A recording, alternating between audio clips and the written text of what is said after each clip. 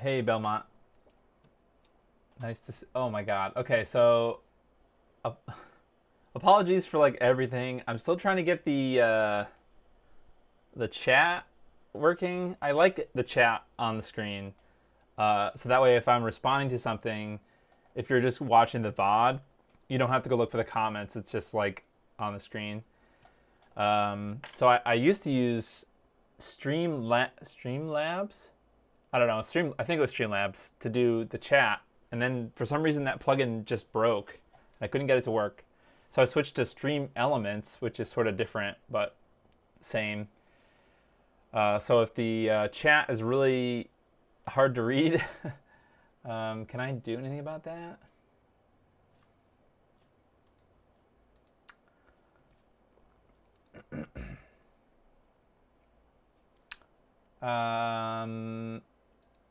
I don't know. Let's see, text settings. Can I make the font?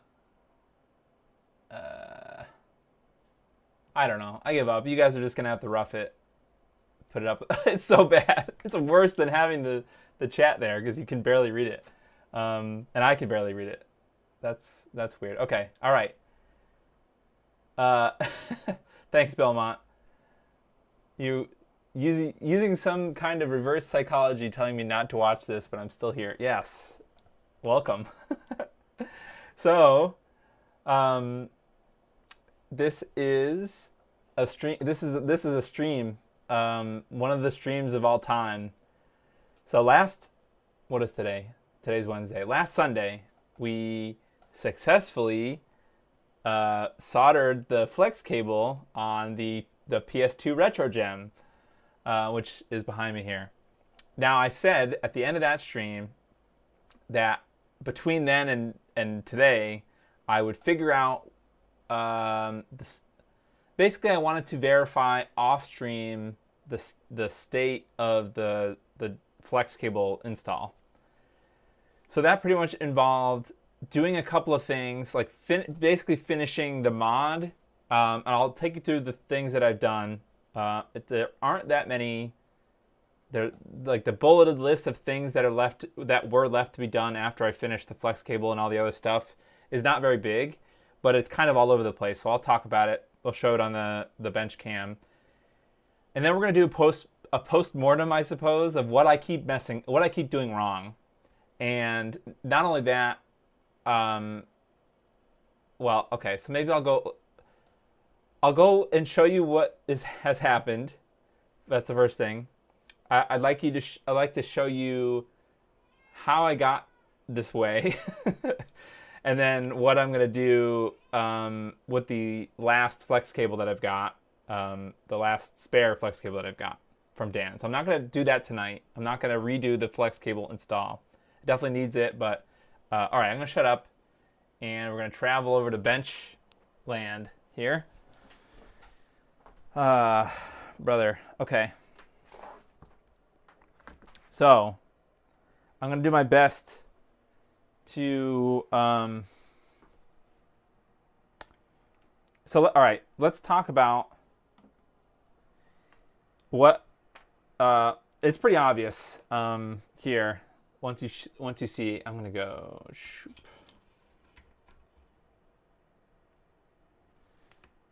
This is as enhanced as I can get. Which is not very enhanced, let me tell you. Okay, so this is hard to, okay. So if we look here, you can see there's a couple of joints that are just not existent, basically. So the pads on the flex cable have been melted off, basically.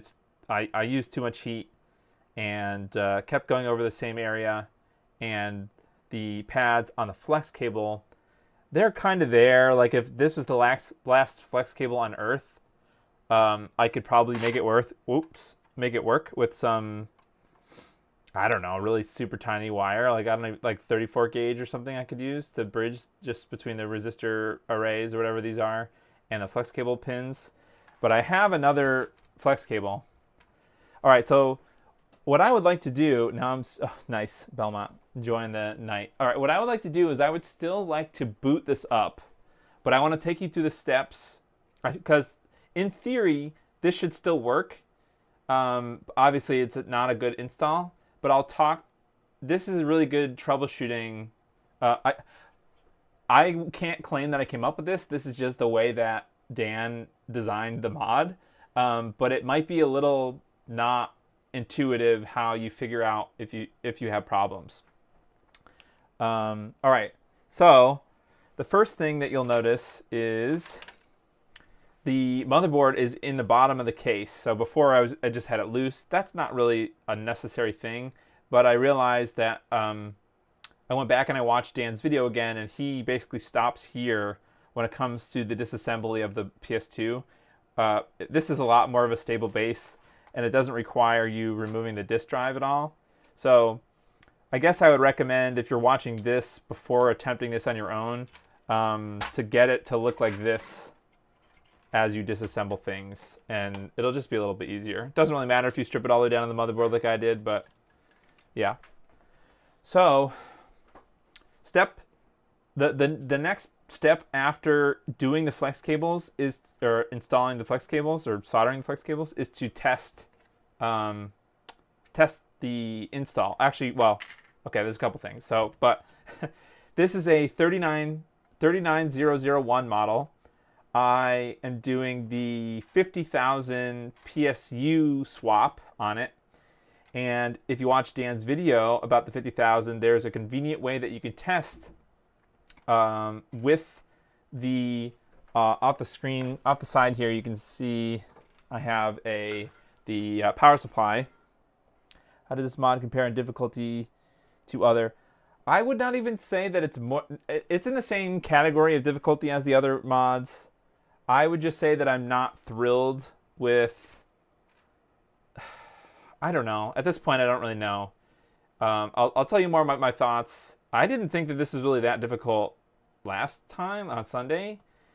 But, well, okay, I'm getting there. So, in order to quickly test, now keep in mind that these pins here will have live voltage as soon as you put this is unplugged, by the way, for anyone who is concerned with my safety.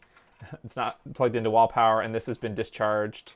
I've had it on my bench for a few days, but if you put the plastic piece that comes with the 3901 underneath, actually I don't know if 50,000s have that either, but and then you kind of just place the 50,000 power supply on top of it. This will kind of get you to a place, and hopefully not short anything, where you can attach the gem board, be able to plug in the power supply, turn it on and off, and kind of test it relatively safely without being anywhere near really this. I mean, obviously you're still within a foot of it, so like you can still touch it, but this will be live voltage to whatever 120 volts or 240 volts in your region. Hi, cat. So this is kind of step one, is getting it into this spot where you can test it. But you'll also maybe notice that let me see if I can do this without ruining everything. This is required if you are using the 50,000 PSU and not the PSU. If you look at the pins here, I actually have cut them flush with how the power supply sits. I just touched this again. It's off. It's not plugged in, not even plugged into the wall, so this is safe now, but this will not be safe if you plug this into the wall and have this exposed. So just letting you know, and keep reiterating that this is not like a how-to. This is just what I've done. So I cut those pins flush to the top of the connector here. The reason for that is once you properly do up everything, the case on top, the gem board will sit right on top of that. Well, if we ever get there, you'll actually see what I'm talking about. But the gem, you don't want that to short on the gem, basically. The danger makes you feel alive. Yes, I guess so. I do it so I can feel something. No, just kidding. Okay, so that's kind of first step, is putting the plastic down, putting the power supply back. Don't plug it in yet. Then you need to mount. This is something that you can do. Well, obviously you need to do this before you test your gem. There are some jumpers on the gem board. So if you notice, and there's a diagram on the website, the gem installation. There's three jumpers here that need to get bridged, and then one jumper over here that needs to get bridged. So J on the right here, and C, D, and E for the PlayStation 2. I think this is good for any PlayStation 2. Belmont's vibing right now. Okay, so that's the first thing. The second thing, so that's the jumpers setting on the gem board. The second thing is you just screw the gem board with the little extension piece. So this is it's pretty simple to figure out how this goes together. You can kind of just look at the picture if you get confused, but the hardware that's included is what you need to install this here. So this is a little bracket thing. There were some other little 3D printed parts that I kind of just broke off. I don't think that these are necessary, these two pieces. However, there is a little spacer that is necessary, so you want that. But I just keep it to the side. You don't need that right here. Where's Modsville? I don't know, but he needs to come and roast me. Yeah, I mean, it is a cool. It's a cool thing. Like, it is a very well laid out thing. I just don't. I think that I don't know. I'm having difficulty with the flex cable, but we're getting there. So now that this is all, and I put the antenna. I mean, this was a little too soon because I didn't even get. Well, I guess I could have used this. This is not necessary right now. In fact, I'm going to just take it off. It's got one of these push fit.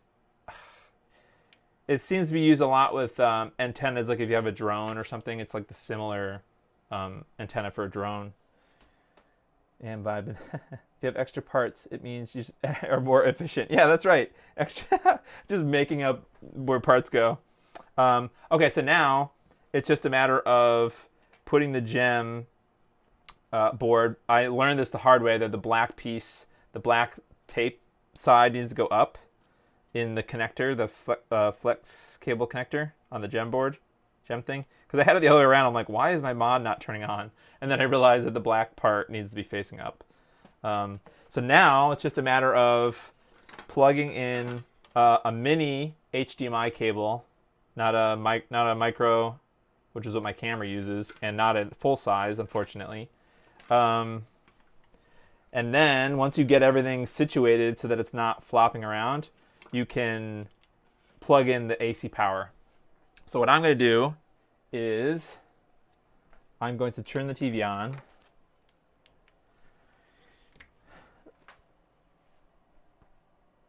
Nice. You're waiting at the laundromat. Nice. Well, that must be...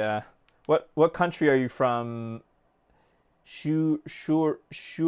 I don't know how to pronounce your name. How do you pronounce your name? Okay. Now I don't want to update my TV right now. Okay, so let's get this on HDMI 1. Turn the volume of that off. Okay, so this should show... What is this going to show? I don't know what it's going to show. Oh, it's on HDMI 3. So I think I want this to be on HDMI 2.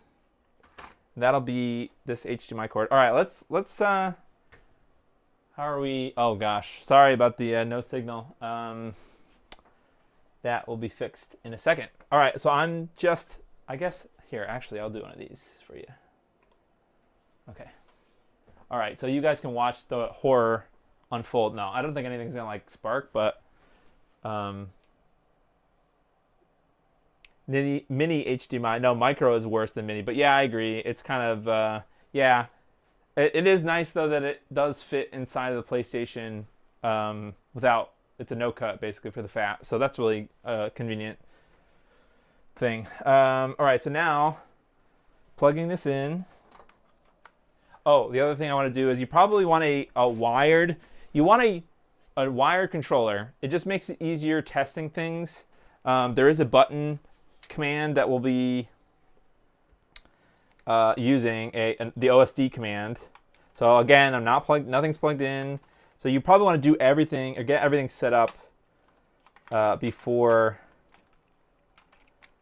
you plug it in, even plug the power in. So I've got this controller plugged in, and I've got my FreeMac boot, because sometimes I've had issues where it's nice to actually have something that will load.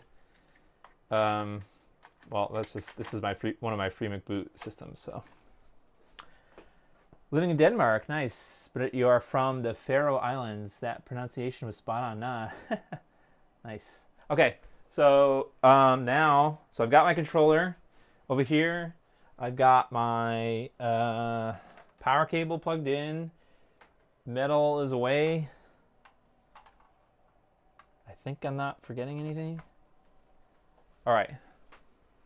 So that's step one, is to plug it in.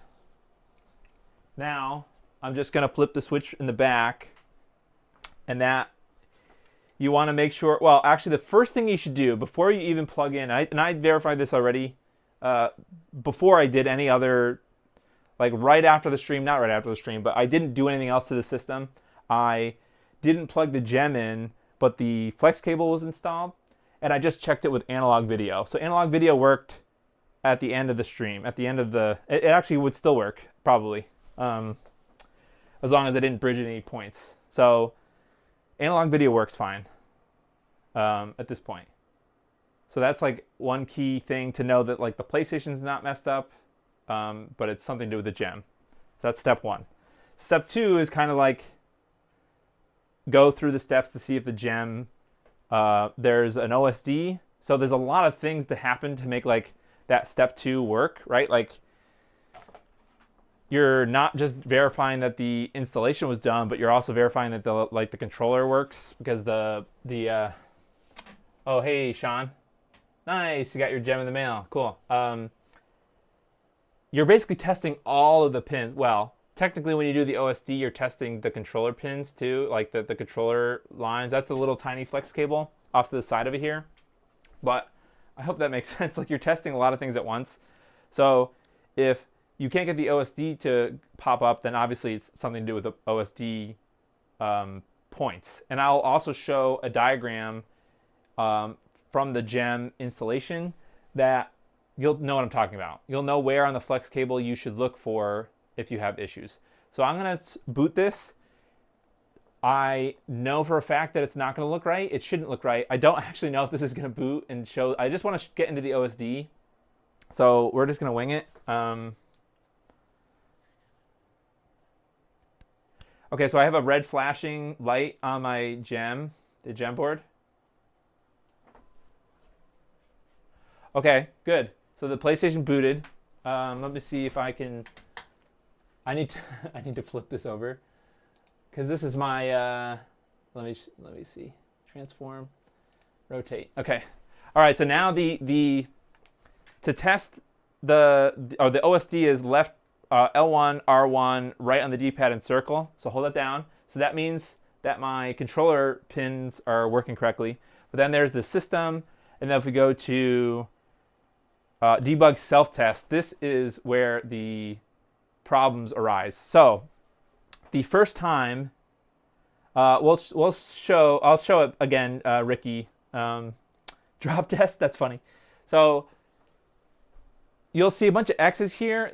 Those are signals. So one thing that I hope I don't explode my PS2 by leaving it on like this, but I want to demonstrate to you guys things to look for. If you see the red, like RGB, and there's like 8 hearts for each one, I think that means that the signals are 8 bits per color, right?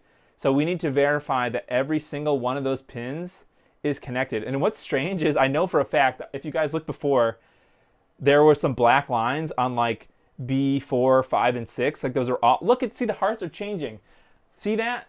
I know for a fact that those pins are set pretty much they're destroyed, basically. And now they're fine. So I think there's a problem with this debug thing.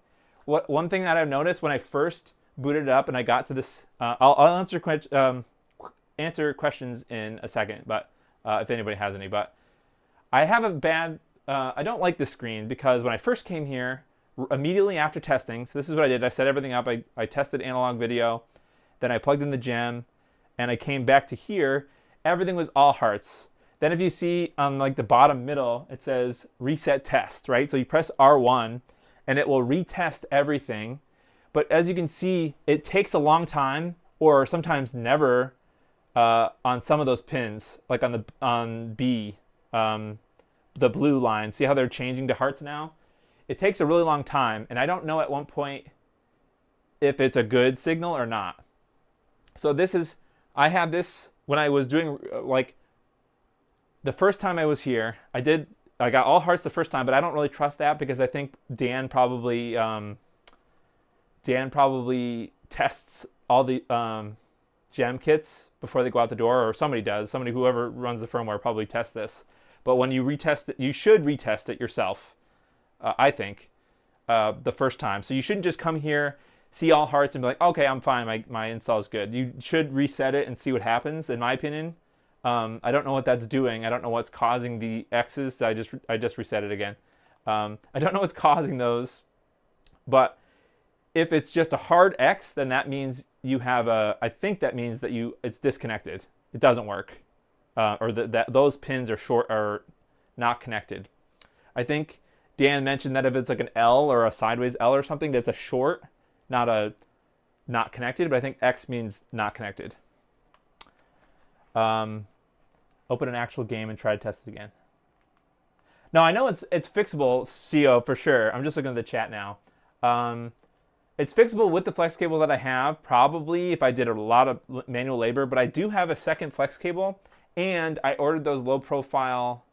Here, I'm gonna turn it down, or turn it off, and we could sit and talk, and I can catch up on the chat for a second. I just don't want to leave the PlayStation on because the fan is not connected. And yeah, does that make sense? I don't want to leave it on. Oh, did I just restart it?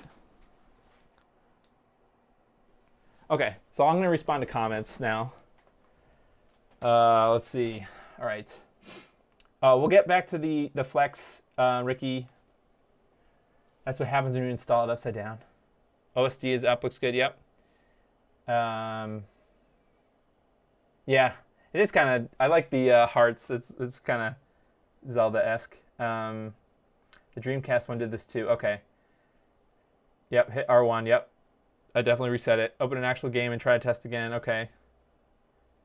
Were those black and white before, though? X can be caused if that color gradient is not displayed. Okay. See, that's not clear to me, because I always just run the... oh, okay. So I have a feeling that I've actually finished this fine the first time. Like, if I had just not touched it, it probably would be working, and I wouldn't be sad right now, right? So, last week or on Sunday, if I had just shut up and not touched it until today, then I probably could have. I wouldn't have soldered it over again. So what was happening? And I'll bring up. What was happening was, oh, don't look at that. So this is a diagram on the gem site. The letters here on this diagram, this is like a schematic of the actual flex cable itself, but the letters you were seeing on the self-diagnostic thing match the numbers here. So I was getting like B4, 5, and 6 were not had X's, but eventually they faded to hearts. So like it was all hearts on that screen. Again, it was just a black boot screen. It wasn't a game like CO said. So that was my first problem. I probably should have just booted into a game and did the test over again. So I think that's important to note. I think actually in one of the other HDMI mods, there was some note about you won't get hearts in a game. I think it was like the N64 digital or something. You won't get hearts on the audio unless audio is playing.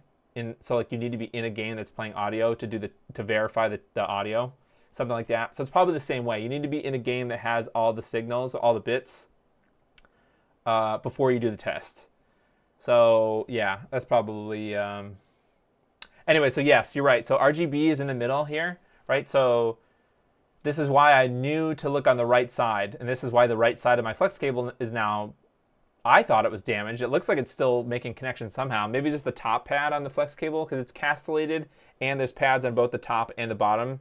So it's possible that the bottom points are still connected properly. I just lost the top one, so we don't have a really good joint there.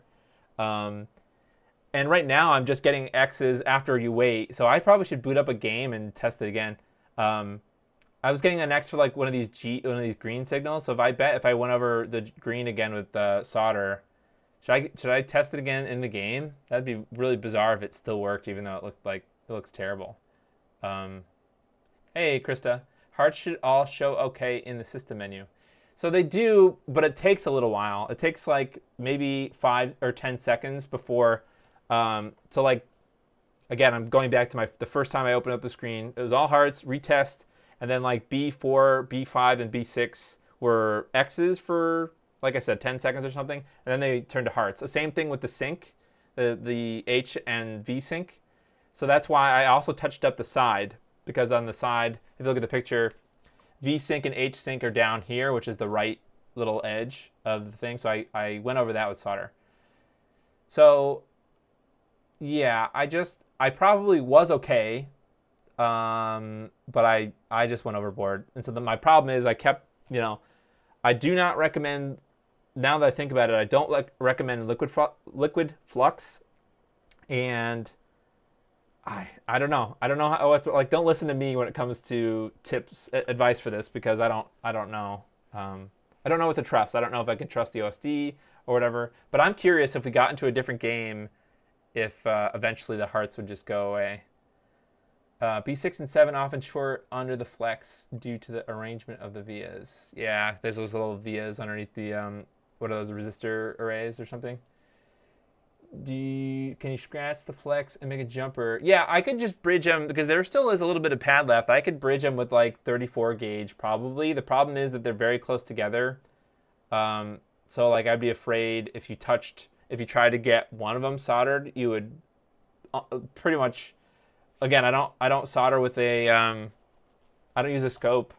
I just use my eyes. So I mean, it's possible, because I did the controller flex, which is pretty difficult, I would say, if you don't use optics, because it's kind of like you have to keep track of what pin to start on, and then you have to hold this freaking thing, and then it's not fun. It's been sort of my experience with test menus in general. It takes a second for me yeah. So I probably was okay, and I'm just feeling bad. So what I'm gonna do is I'll probably do it. Oh man, should I just wait and do it on stream? I ordered those low profile the clock crystal. I ordered a bunch of them because they're like $1 a piece, and I just bought a couple. I know I really should get some. I want some that would be, for me, it'd be really handy if, so it has to have 2 requirements. One, it has to have, well, I think there's a bunch of other nice features, like there's stereo optic or whatever, which has 2 eyepieces or something, which gives you better depth of field, whatever. It's easier to see 3D, like where you are height-wise, I guess, off the piece. So that's the first thing. So I want a nice scope, basically. It has to have HDMI output, probably at least 1080p, which a lot of them do. Not just recording to like an SD card, but like actually have an HDMI output that I can stream. And it can't be shallow. Like, it has to have a lot of height. And I was looking at, I've watched this video before. What's the guy's name? I was just watching it before this. Strange Parts. You guys have probably seen this guy. I don't know, either lived in China or like had access to Chinese. So he made this thing, or he helped to develop this, I think, or either that, or he just found a supplier and said, "Hey, make this product, and I'll put my name on it," or something. So I would like to get this one. This is the MiG something or other. I don't know, something like this. It's like, but it's $500, so that's a big purchase. But it looks like the height that you can work at is good, which is not, but the other thing is I don't have a lot of space on my table, so it would be nice if it was mounted on an arm too. That way I can like move it around. So that, I don't know. That's just something. Should we try a game? I feel like it's foobar, but plus the actually, is it? No, it's not. Okay. I would have to unplug. The fan isn't even on there. You know what I could do? I have my soldering fan. What if I put my soldering fan to suck or to blow on the PlayStation? This is really terrible active cooling for my PlayStation. Okay. Here we go. I don't know if this is going to help. It's going to be wicked loud. So okay. Oh, oops. Okay. Yeah, YOLO. Well, I mean, at least it's not shorted or anything. So, is this okay? It's blowing. I don't want to touch anything. Okay. Yeah, YOLO. So I need to put my MX4. Actually, you know what? This was the machine that had. Well, I should have a game on my. On this MX4 SIO, I don't really know. I think this was the console that I had hooked up to the SD card. Or no, it's SATA hard drive. Okay. Nothing? Oh, I didn't turn it on yet. Okay. We get signal.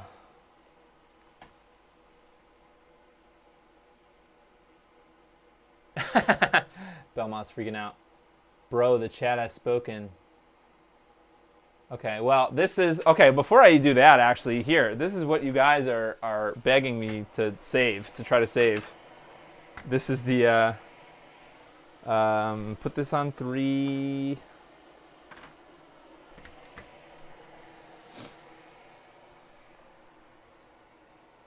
Hello? Oh, there we go. Yep. So this is, oh no, it's underneath the, well, you'll have to trust me that the flex cable is not in great shape, but on one side, so it doesn't, I guess it doesn't really matter because I'm not taking the power supply off now. Okay, 2, all right, start it.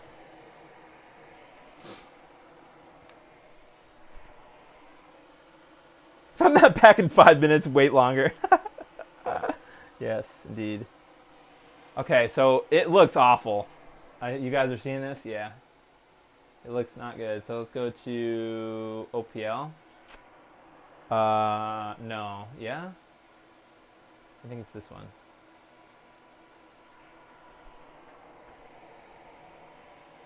Yeah, it's definitely, it's foobar.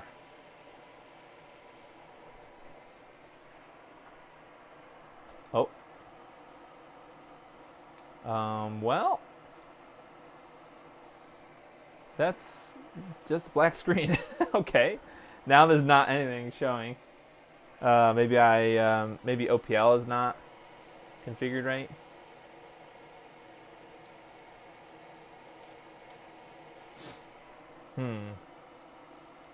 Don't know if I can actually play a game with it the state it is, but you can see. Let's go back into the.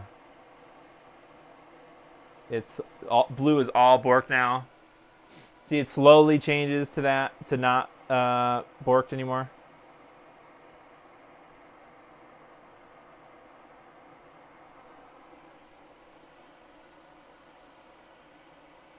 Yeah, well, I think Dan mentioned that not bridged is an L, different symbol. Well, all right, that's fine. I think you guys understand that the problem is that there's that I probably was good last time, but I don't know. I just felt uneasy about that menu. So this is basically what's probably happened every single time that I failed. All right, so what I do, the proper way to like de-energize this, at least in my opinion. So I flip the switch on here before I unplug it even from the wall, and then you can just hold down the power button. That should hopefully drain all the energy and the capacitors. Oh, you guys aren't seeing anything, are you? Oh yeah, you are. That's upside down though. So I figured what we could do for the rest of the stream is, so I'm basically waiting for parts. And I would like to. I think I'm close. I think I'm just gonna whatever condition it is, if it looks visually good, hopefully it boots into the OSD, and I'm just gonna consider that done. I don't know if that means that like there's some other people out there that have done this. I'm not talking about like professional people, but like other. Well, it sounds like people are just getting their mods now, but I don't know if other people will have the same weird issue with the. I'm just gonna clean up the bench here a little bit. The same weird issue with the X's and hearts and stuff. I didn't really have this big of an issue with any of the other mods, but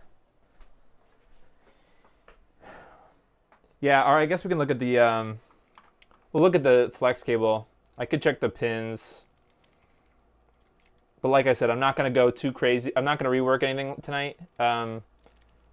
Forget it. I'm just gonna leave it plugged in. So it's not plugged into the wall, but I do leave the AC plug plugged in. So it's off. This is switched off, and it's unplugged from my thing now. And I held down the reset button.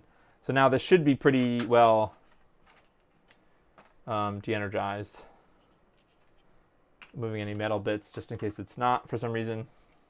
And that's the cool thing about not having any of this connected, is you can just kind of like pull that off and park it if you need to get pretty easy access at the flex cable. So this is a good method to test and stuff if you're testing and you don't want to like put everything. Obviously you shouldn't just not test it before you put everything back together. So yeah, I was testing a bunch of things. So G is the part in the middle. The B lines are the right. So you're like, look at that. There's no way how that's B. Those should be like B5, 6, or like 4, 5, and 6. See how they're like not. There's like it's literally not connected right there. You guys can see this with just through my camera, right? And then it was just like, oh yeah, no, those are fine. Which I have a feeling that it's from the bottom side being still connected. But yeah, it's pretty obvious that those are not. Yeah, I told you guys, the analog output works still, or it still works. So if I disconnect it, if I remove this flex cable, this would still work. The analog would. So it's not like I busted the PS2. It's just that hot mess, this part. So G, something is up with the G in the middle here too. So I guess bottom line is these are the parts. I guess it doesn't really matter because the flex is already busted, but these are the parts that are nearest the clock crystal. So I if you're not comfortable with your soldering and you think you might have trouble, I would definitely wait the extra days to get one of these, the small form factor clock crystals. And the part number is on the Retro Gem site. So all I can see is my back. Oh, you guys are, oh my God. That's ridiculous. Sorry, guys. That's dumb. Okay, sorry. That's funny. I'm sorry, guys.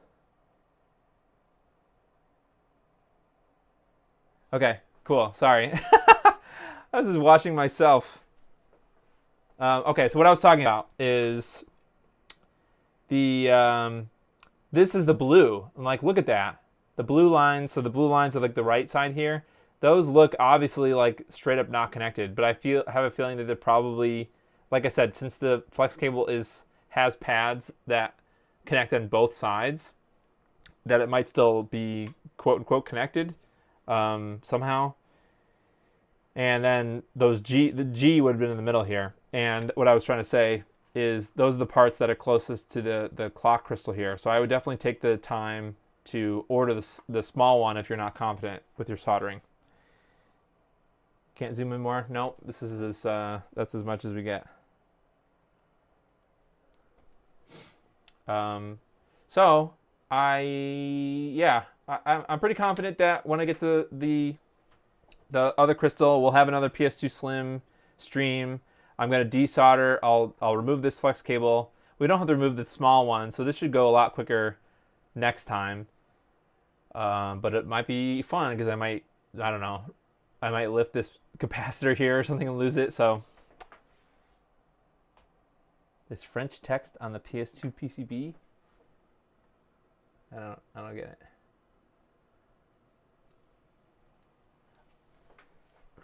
Enhance, yes.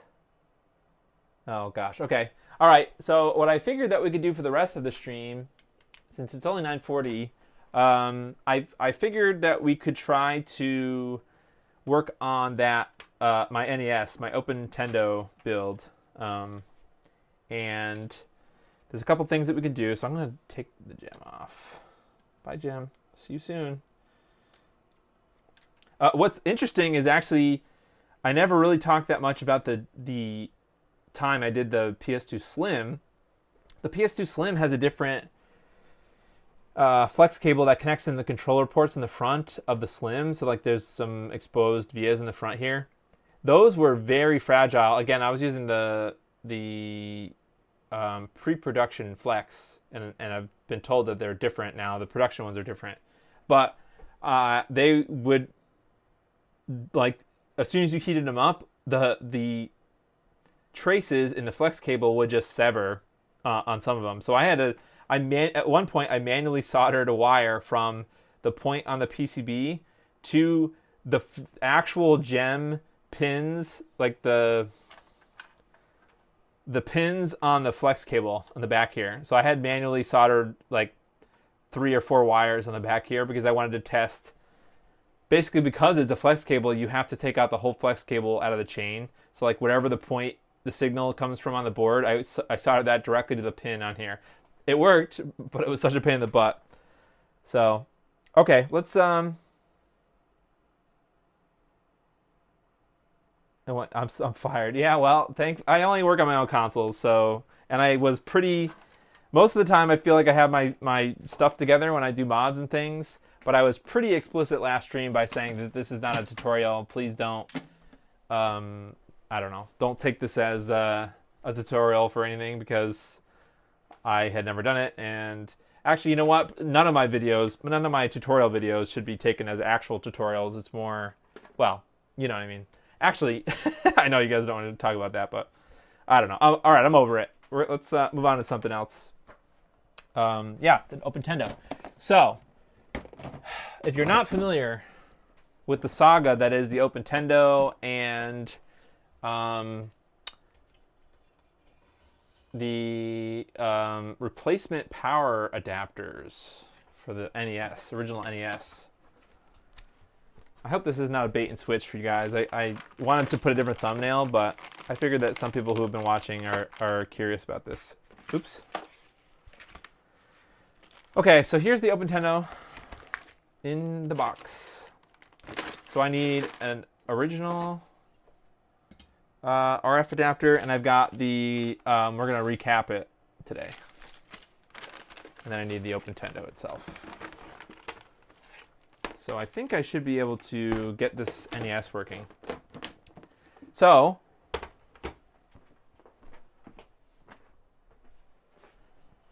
hit me up about the new Merlin Shaw boards. After your experience, I think I'm going to pass. Yeah, so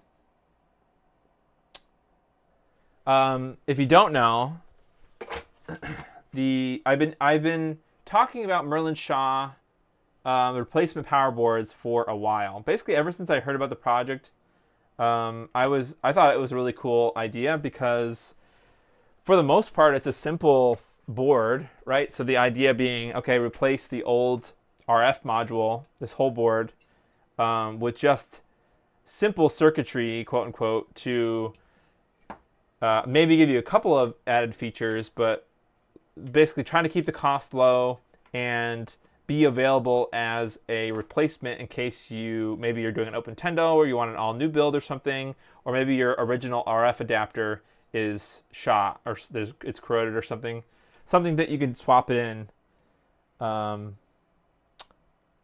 Any thoughts on the Pico Cart 64? Yeah, I have heard about that for a while. Yeah, I don't know. I mean, if you guys are interested in something like that, I could try to put it together and see what's involved. Anyway, so I learned about Merlin Shaw, the Merlin Shaw boards. He had an older version of this, and he sent it to me for free just to mess around with. So I put it in my Opentendo, and it worked for the most part. For the first couple times that I used it, it worked fine. Then it was like it must have been maybe like a month or two. Like I just didn't use my NES, but it was still plugged into the wall, plugged into the Merlin Shaw board. And the next time, it was probably months or so went by. The next time I wanted to use my NES, and I turned it on, and it just didn't work. It's not like it didn't explode or anything. It just didn't turn on. There's no LED indicator. So I kind of just chalked it up as something happened to my particular Merlin Shaw board. But then fast forward, Merlin said he was working on new stuff. And there's a version that you can integrate the NES RGB into. This one just has composite video and dual mono audio. But it's the power circuitry that is sort of similar. Well, I don't know. I don't know that much about electrical engineering. However, Zaxor looked at it. Zaxor looked at the schematic for all these versions, basically the newest version that he had. And I don't want to make it sound like I don't know, like Merlin's a bad person, because I don't think his intent by creating this project was to produce a bad product. But it sounds like the layout of the board was not appropriate for the type of the power supply electronics that Merlin was using. So I don't know if that means that they're all bad or what, but I would like Zaxor to make one, to be honest. I mean, if Zaxor, so he's making some replacement power supply for the laser active right now. He's designing one. So I think maybe when he gets finished with that, it would be really cool if he could make a simple board, right? So it fits the same dimensions, obviously. Even if like the version 1, like minimum viable product, is just this basically, right? Composite video, dual mono audio. It doesn't even need to have any sort of integration to the NES RGB. Just if it had the same, like a barrel jack, and you still have access to composite video because you get that through the pins here to the back from the console, or to the console. I mean, I just think that would be really cool. And then like obviously, best case scenario would be have some kind of integration for a 10-pin Saturn connector, because that's like that's in his Turbo Nanza. So it's kind of like a Turbo Nanza, but not really a Turbo Nanza, because it's not really adding a bypass. It's just, or not giving you better, or giving you RGB audio. Or I guess it's kind of, yeah. So in a way, it's sort of like a Turbo Nanza. But anyways, that's what I think would be neat. So now we've got to take it all apart. And actually, I don't even need to do that first. Before we do that, let's get into some actual soldering or something. Take my mind off of the pain that is PlayStation 2. It's just a dumb... Now that I think about it, based on what CEO said and the fact that it needs to be in a game for the test to be good, or considered good, yeah, that's pretty helpful to know. So I've got to take this metal shield off. Ouch. Oof. Did I just cut myself? No. That's the top. And then the bottom.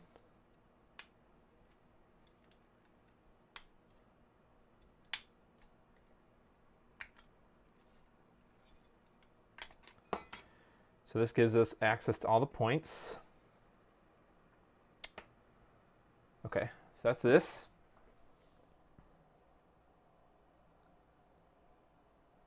I built the scope off AliExpress with an arm. If you want the item numbers, interesting. No, yeah, I mean, I'm always interested in looking at stuff. So yeah, if you want to, oh, I did kind of cut myself. If you want to send me a tweet or something, or yeah, mention me in a tweet. Yeah, there can't be that much stuff in here, right? So this is the replacement kit for cap kit. Hopefully it has everything. So one thing, I don't know what happened to the old. This is like the power filter cap, I think. It's just it never found it got its way back in here after I was messing with it. So I think that's what this is, right? I don't really know, but that's the actually I'm not. Excuse me, that's not what I'm gonna do first.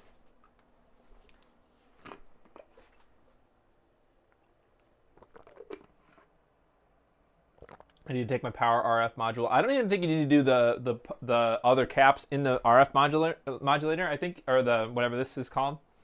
I think you just need to do the power filter cap, and maybe you could do the voltage regulator here on the side. But I'm just doing it here because I mean I don't really know why.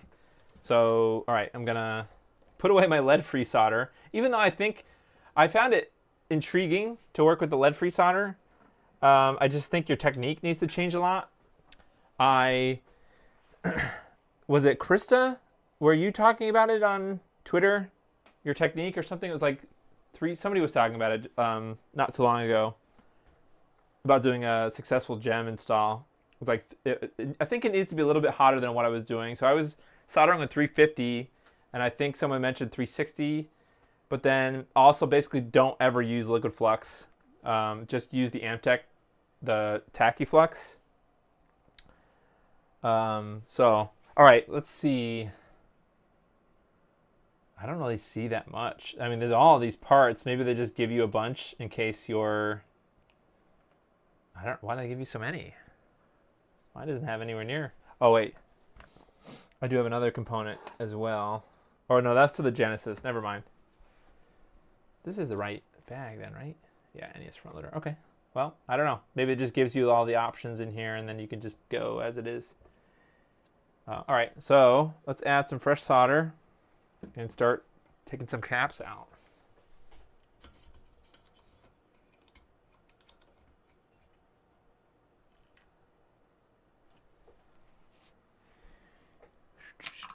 Where is my leaded solder? Oh yeah, it's right here.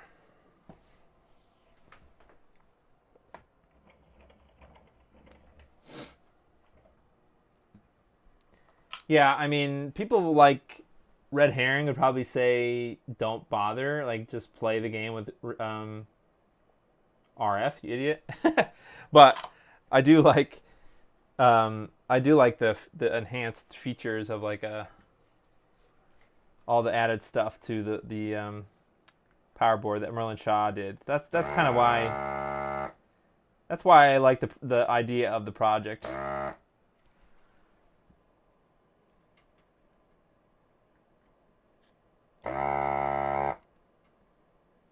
It's kind of like add new features, but not really.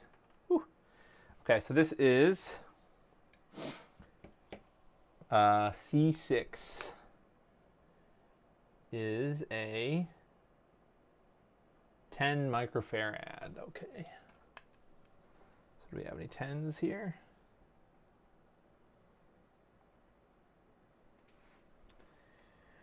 Do 100.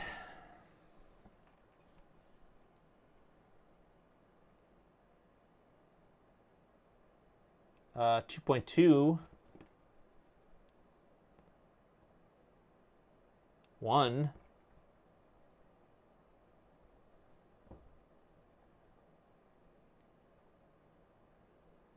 1. Oh, these are 10. So 35 volts. Yeah, okay. So these are 16 volt, 10. Okay. So I think that's what this is, right? 10.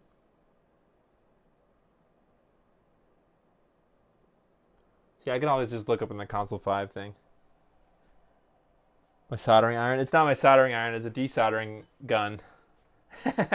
Yeah, it's cool. The first time you hear Hako desoldering iron, it's freaky. But yeah, there are different RF modules. Okay, it's a vacuum cleaner for moving solder. Yeah, big suck. I hope you guys get that joke because it's from.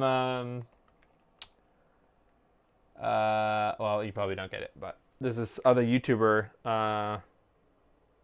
Voidstar Lab, who at the end of every of his videos he thanks his Patreons, and like the higher tier ones he names every one of them. And some of the videos he has like hundreds of people that he has to say. So like the last like 2 or 3 minutes of every video he's just saying Patreon supporter names, and one of the Patreon supporter names is Good Suck. I know it's extremely obscure. All right, I'm just looking at the capacitor kit for the. Did I NES front loader cap? This is for the entire. Okay, so I bought the cap kit for the entire thing, and so these are included in there. All right, let me see. Front loader. I would be very mad if I did not buy all the right stuff. Bridge rectifier. Okay, wait. If you have hum bar,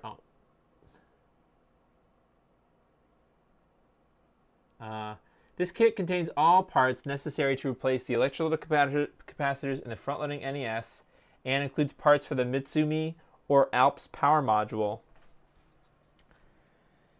All right, so we have a Mitsumi. Okay, so the parts are included. It's just I bought a cap kit for the entire NES. Okay, that makes sense. Okay, so I need to find the 10.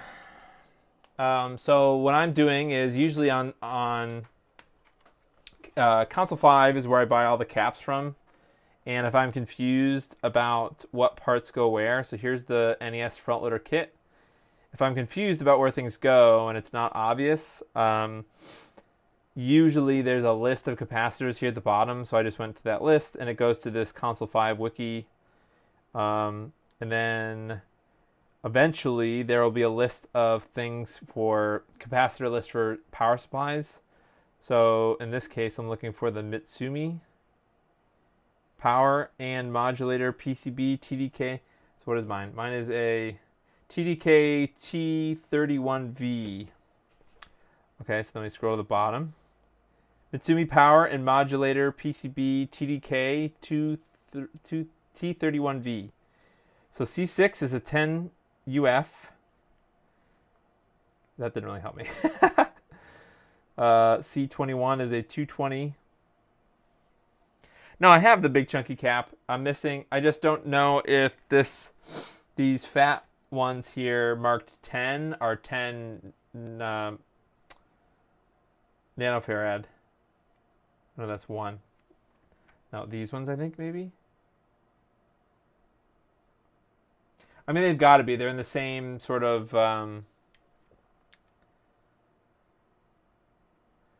the lettering is in the same sort of, right? So it's the voltage 35 and then 10. So I'm assuming that those are the 10.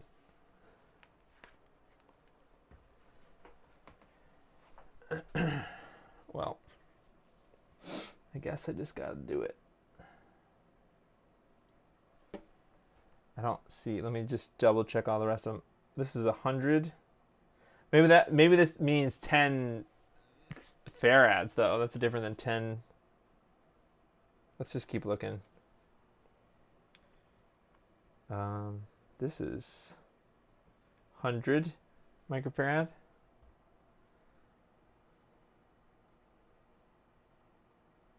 Hundred.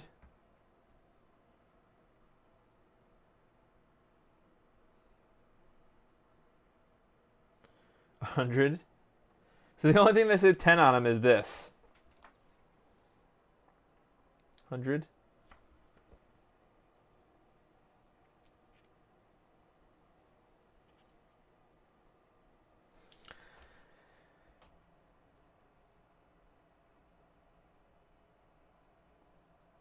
Any silk screening?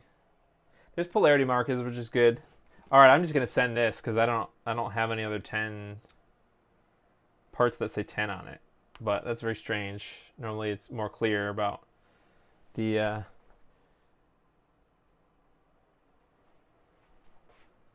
don't know, right?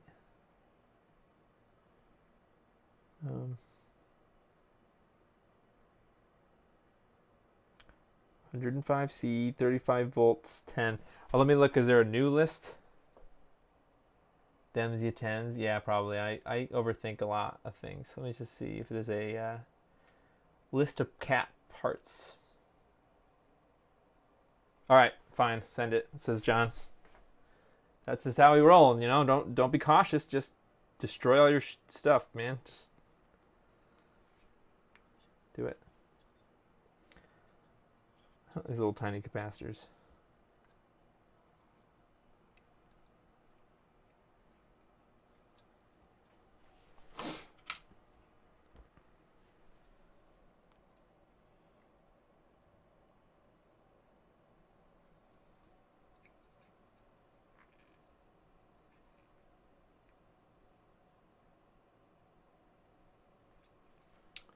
If anybody watches One Piece, I am caught up with the One Piece dub, which is episode 1024, I think was the most recent one. And it is freaking awesome.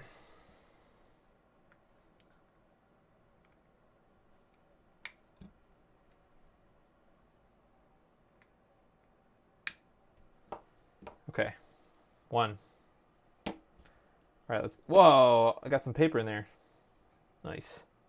Like these little coil wire coil things. Pretty cool color. All right, let's get this next one out.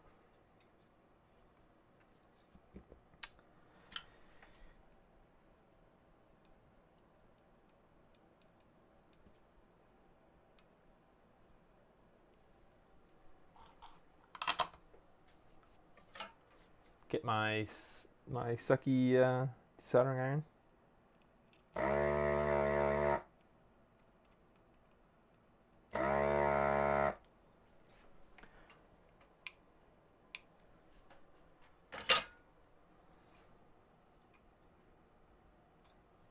Okay, this one is a 100 microfarad.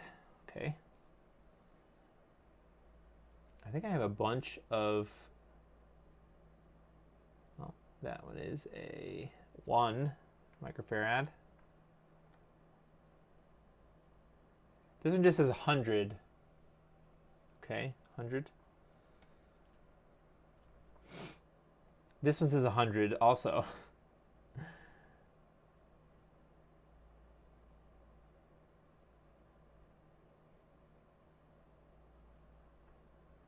.2, it's 100. This one say 10. These ones say 100 also. Okay. These ones say 1. Okay. So these both say 100. You've been having a hell of a time installing the PS2 Slim. I'm going to guess Retro Gem. I get the OSD to show up and I hear audio. But no video. Okay, so you can see no video. Okay, thanks, Chris. I'll check it out later. Oh yeah, destroy my perfectly good Open Tendo just for you, John. The last time I messed with the power supply, I fried my HDMI switcher. Well, thanks for that confidence. I don't know. This is why. Why would you send multiple parts here, console 5, and not make it... Okay, so this is 16 volt by 100. But these are 25. So what was this one? 16 volt by 100. Okay, so I'm going to use one of these 16... I'm going to use this 16 by 100. I'm assuming that that is for this.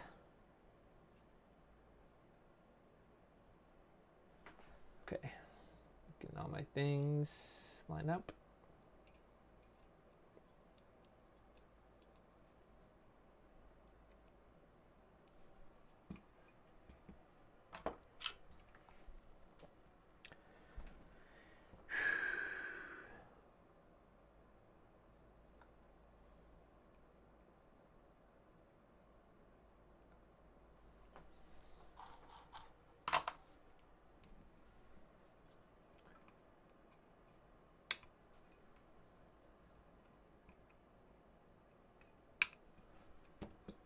All right, last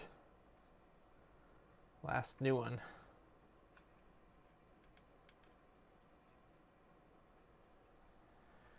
Okay, what?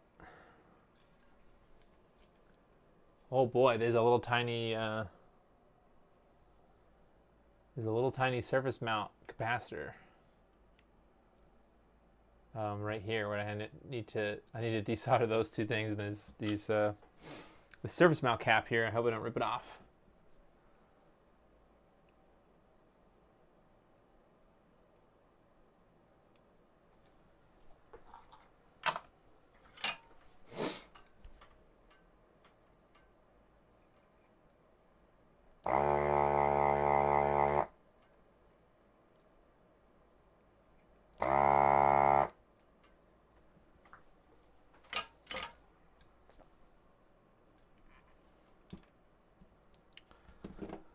Okay.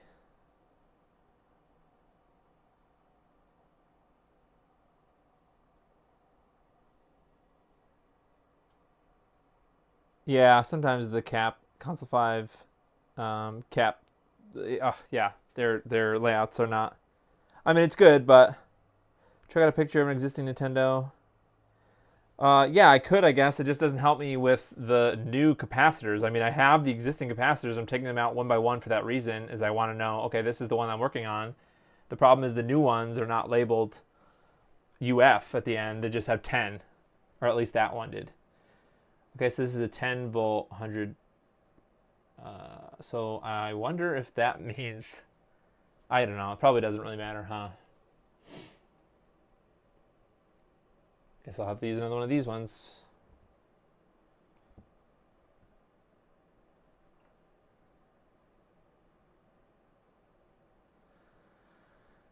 I don't know. Good enough. Do the Wii. Yeah, I need to do, I have 2 mods to do for the Wii. I didn't want to dive into another project today. I guess I could have, but I just have all the stuff out for the PlayStation 2, and I didn't want to put it away until it's all done. I hope you guys understand, but yeah.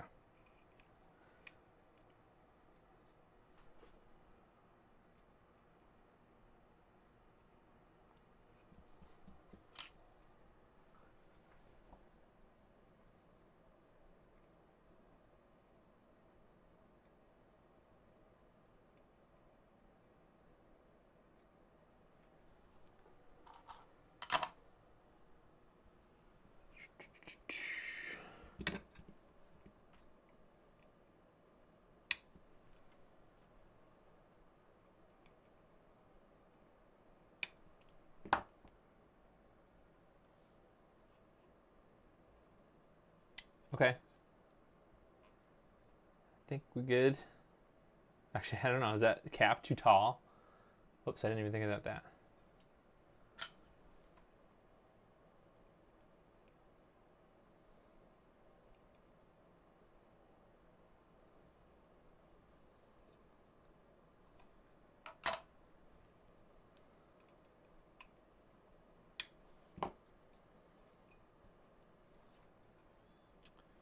Okay, that should be fine. All right, let's add the big one in now. Power filter cap. Wow, look at that.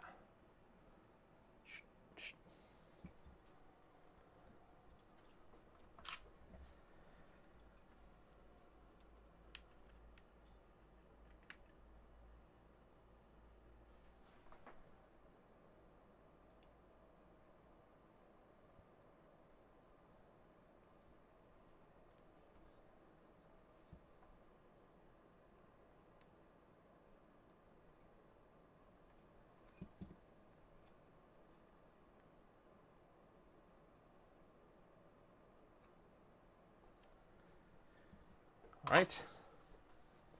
I am definitely not going to cut these big leads with my new my new Nipex. I don't know. I just feel like don't want to ruin my nice new side cutters. Okay, I think that's good. Yeah, I have the AVE HDMI, and then I also have a Wii HDMI mod from a year or so ago by Arthurmus. Arthurmus also made one.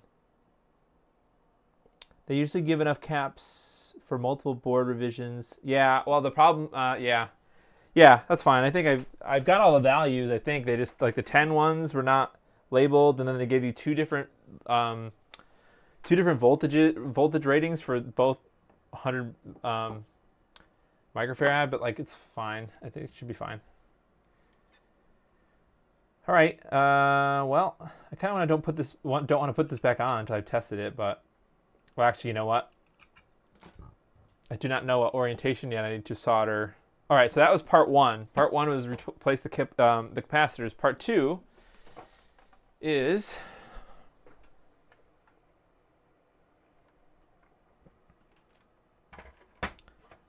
take everything out of the NES. Oh. Death grips.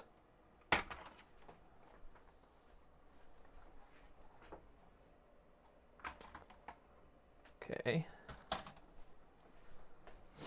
Get out your fanciest JIS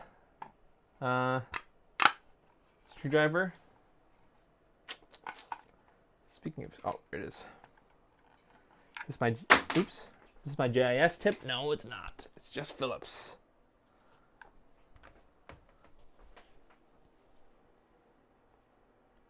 Here's JIS.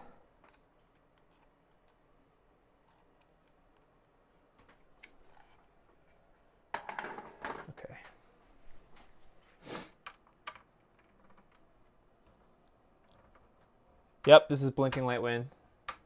Yep. I've had this for probably 2 years or so. So I don't know when they're gonna make new ones.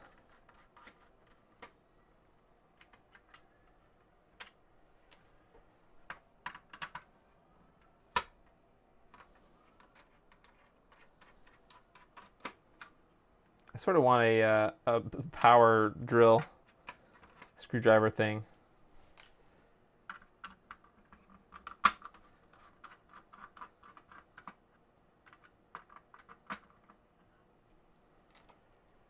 Oops, come on.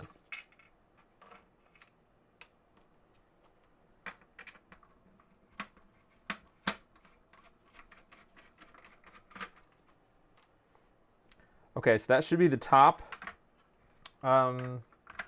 thing. But I need to also undo these bottom ones and then kind of take out the whole board at once. Actually, you know what? I should be able to, while it's here at this position, I should be able to desolder these pins here. So I need to desolder that. Actually, to do that, shoot, I need my nozzle, my larger nozzle thingy switcher. Like I said, oh, geez, I almost touched my soldering iron. I bought a bigger tip nozzle for the desoldering iron. I bought that when I was my dad has had a pinball machine that I was working on fixing, and old pinball machines use that same huge connector thing. So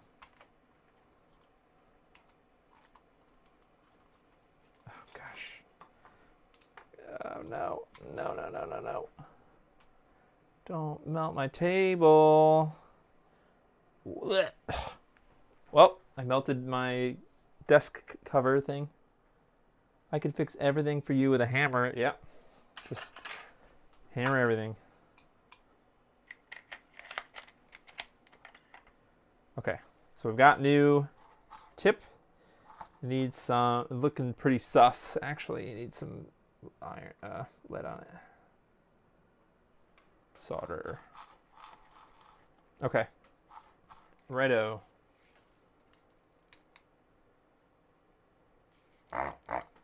While I'm here, I'm gonna try to clean out the end of my desoldering iron. Well, I'm good. That's fine. Okay. Okay, now I should... What's the number or the model I don't know.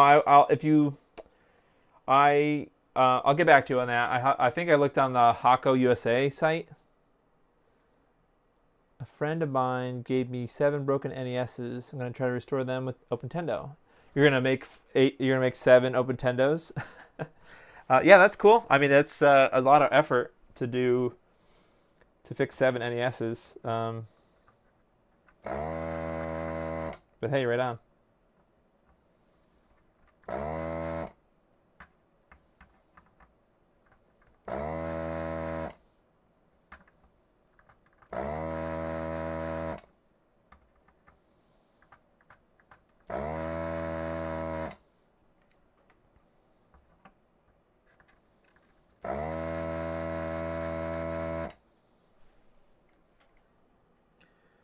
Okay, I think that's fine. So in theory, this should just come right off.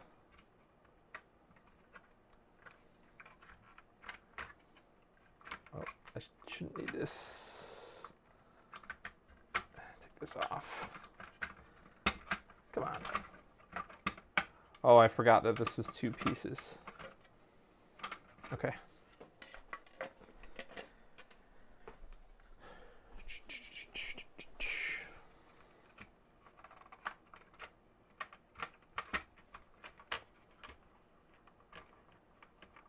Oh, did I really not? How did I miss that? Okay. There we go.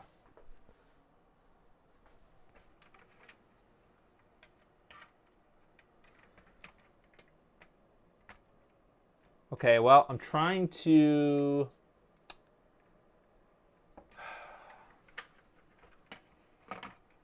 I've also got to desolder the Merlin Shaw board.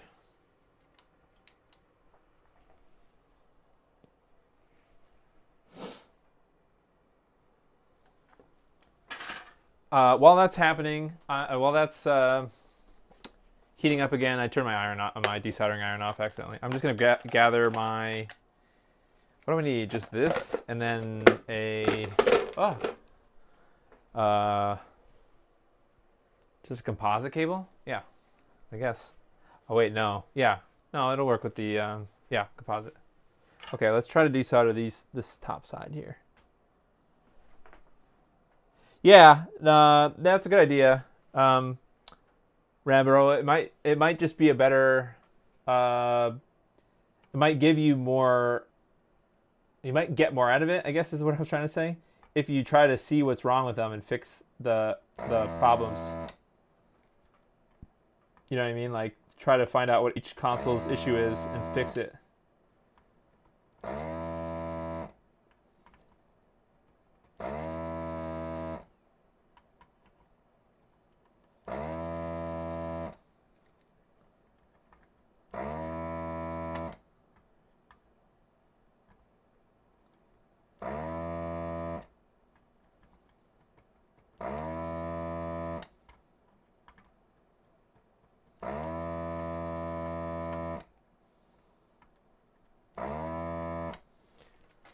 Okay.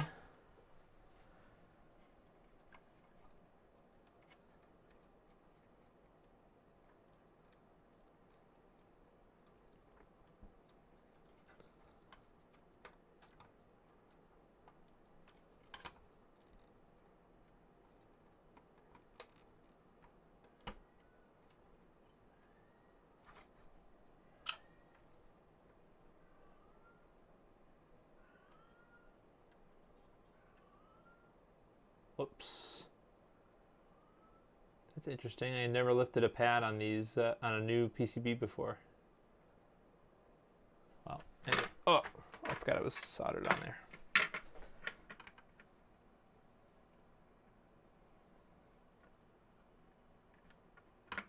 Okay. Out with the old. It is a lot of money, yeah. It's about $300. Yep. It sucks to have to buy that, but it just makes life 100 times easier. I don't know why I desoldered this part, because honestly, I'm just going to do this, right?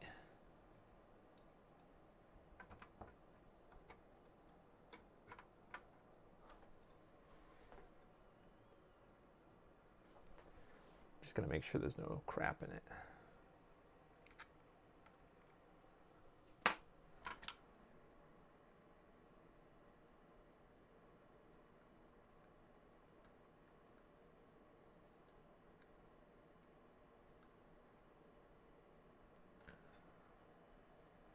Oh boy. Well, I hope these can go back in the way they came out.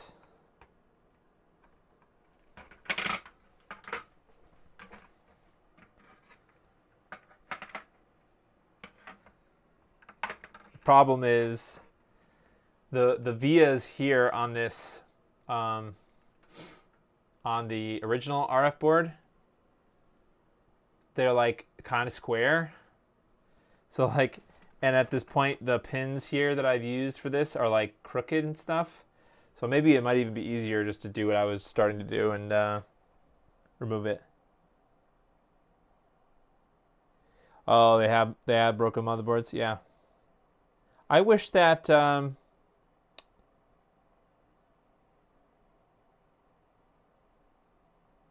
just reading the chat. I need to get a nice desoldering iron. I've had wild success with the manual pumps. Yeah, I mean, manual pumps are definitely hit and miss.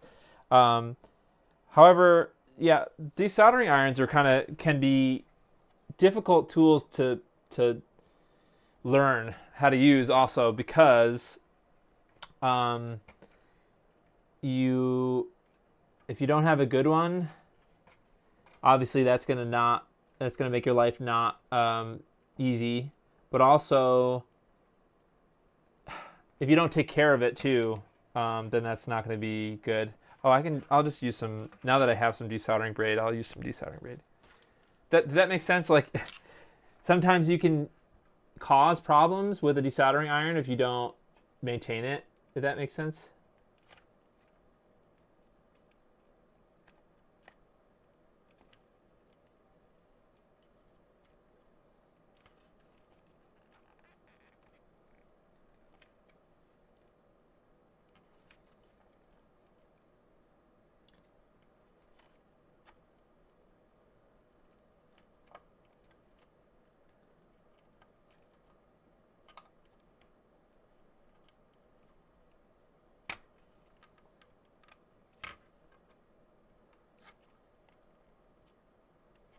Okay. Ouch. That is hot. I have a Vampire Tools solder sucker, and it's the best one I've ever owned. Yeah, I have one of those aluminum ones. I don't remember what it's called, but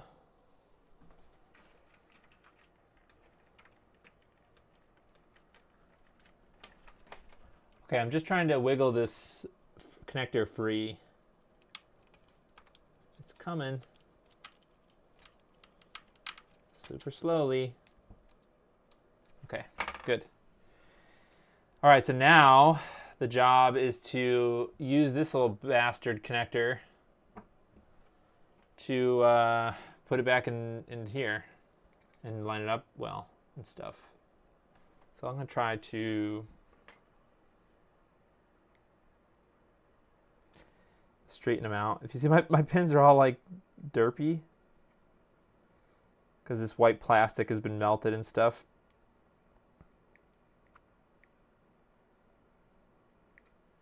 Okay, so if I shove this, I probably should get the solder off. I know you guys can't really see. It's hard to do manual focus or autofocus because it's like, what focus do you want? Yes, I want all the focus. Yeah, so it's this part is slow going, but we'll get there. So it sounds like people, the gem kits are the PS2 gem kits are getting out to people, both versions. So I'm curious what issues people are gonna have, if any.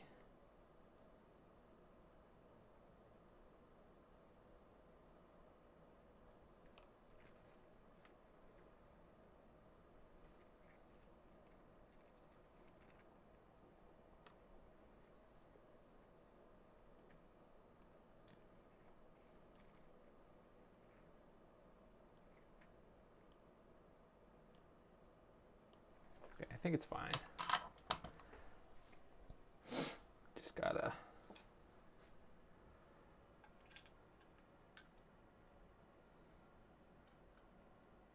Be too good for your home. Get in your home.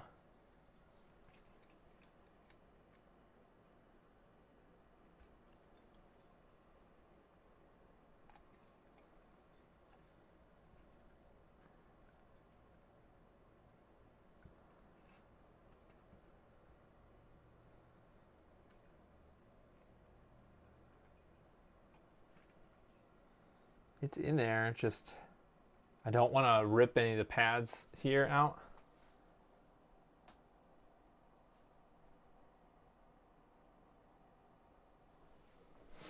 Okay, well.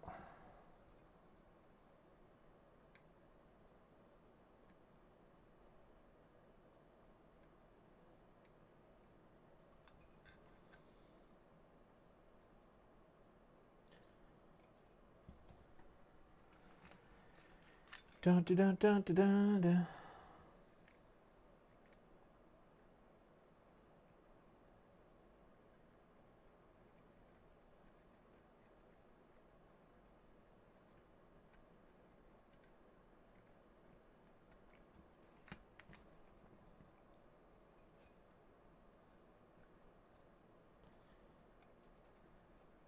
Okay, so one of them is in there.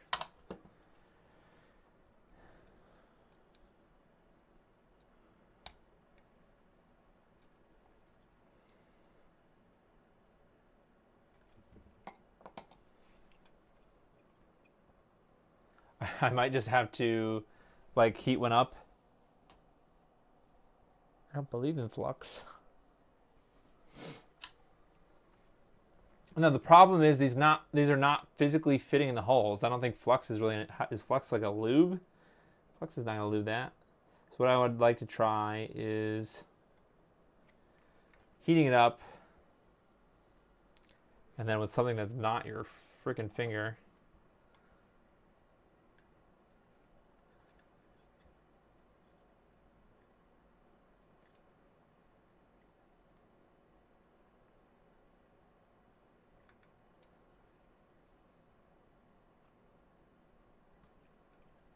Okay.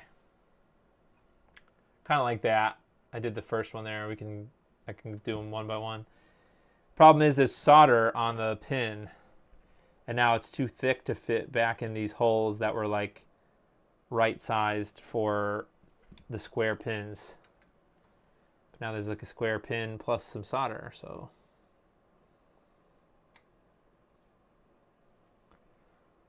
Okay.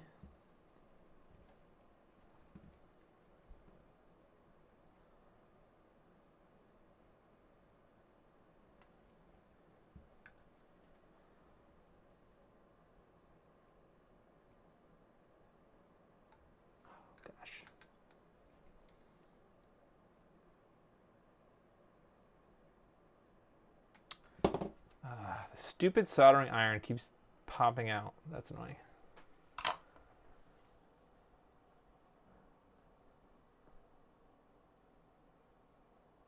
Yeah, the power, yes, the USB-C power cable stuff.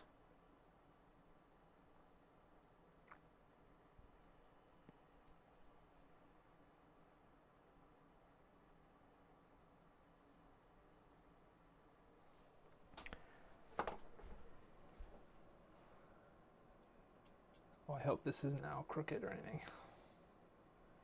Well, I don't know.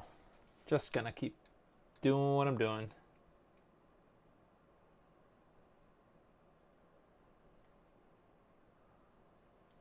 Oh, God. Ouch. Okay, forget it. I'm doing the next one.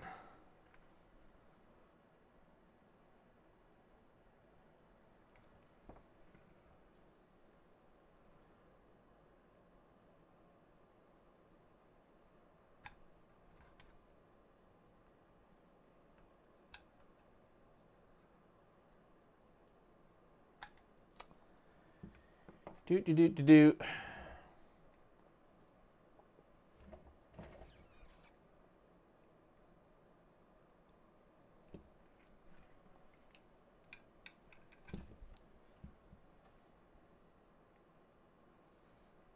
Oh. Whoop, that one got pushed way in.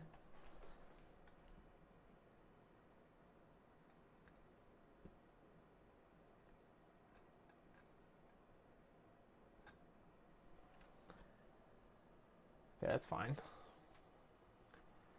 Now it's just these other tall ones here.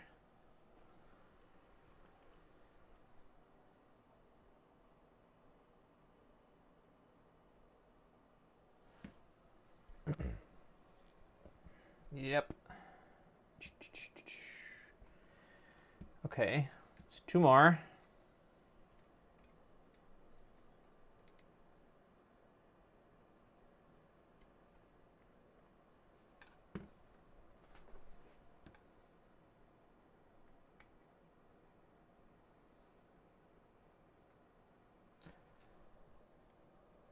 Okay. 1 more. So close. I know this is the worst thing, and I'm sure it's painful to watch. Guys, I'm sorry.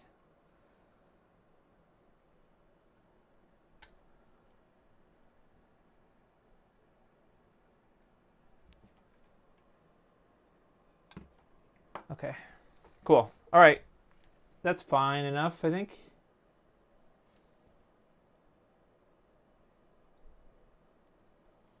I hope that's not plastic. That's great. Whatever.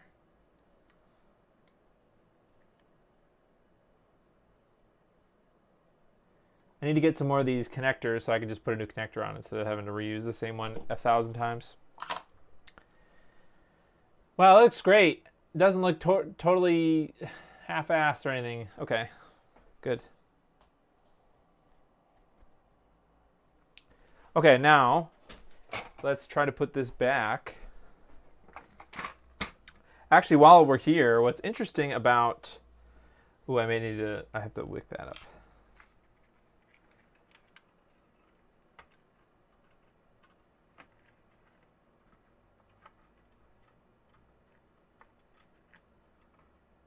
Hold on, I'll finish that thought in a second.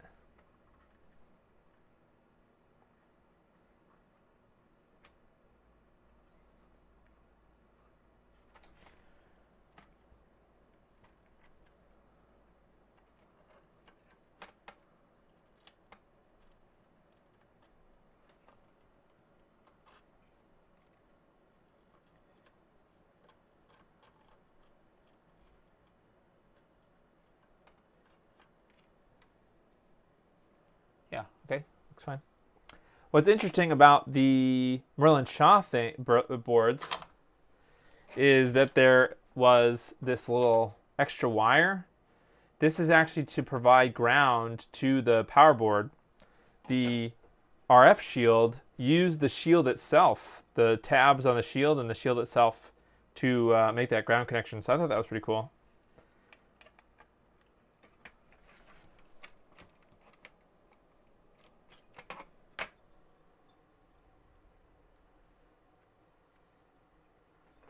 Of course, now my botch job with the pins is completely backfiring on me.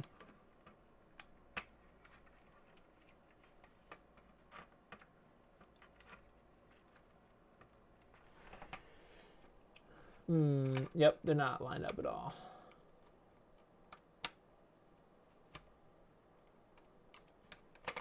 Okay, so that means I need to like move these all over. What temp am I at? I'm at 350 right now.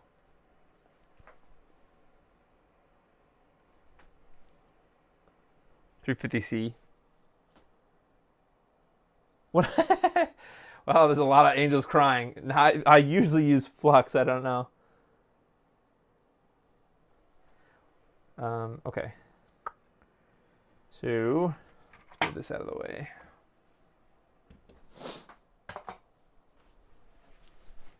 I need to straighten out the pins because this is a nightmare. Where is my tweezers? Tweezers. Tweezers? Hello.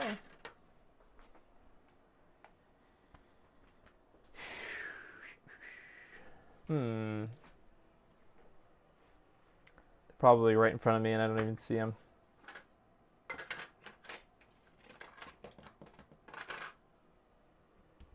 here they are. I don't know why they get over there. Well.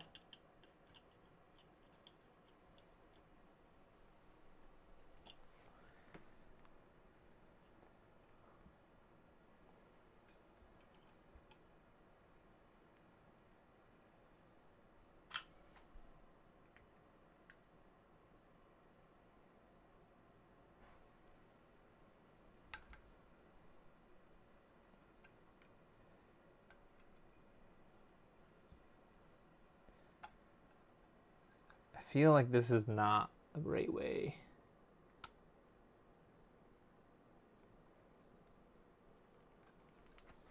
I hope I didn't just ruin this pad. I think I did.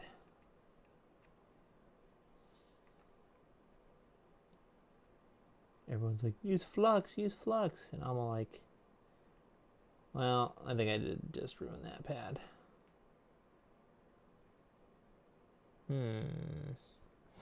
Well, not that I ruined it. I just need to bodge it.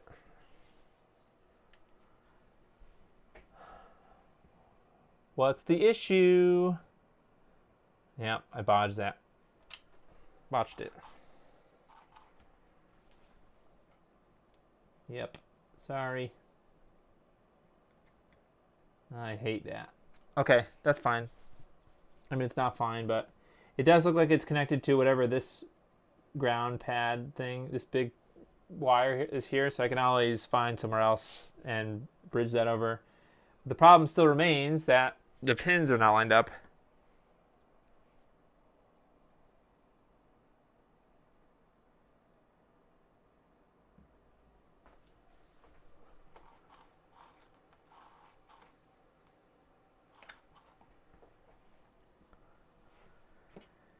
Okay.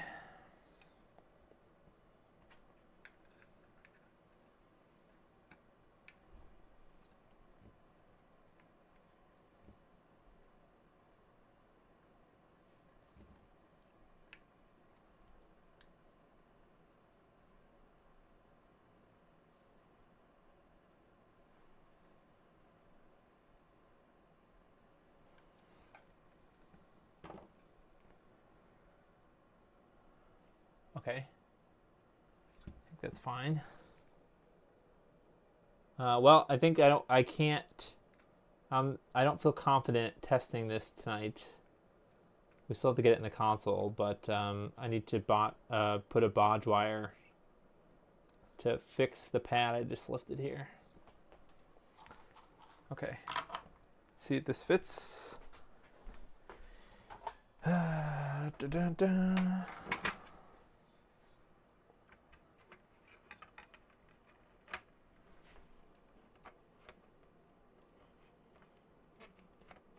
Oh, it's close.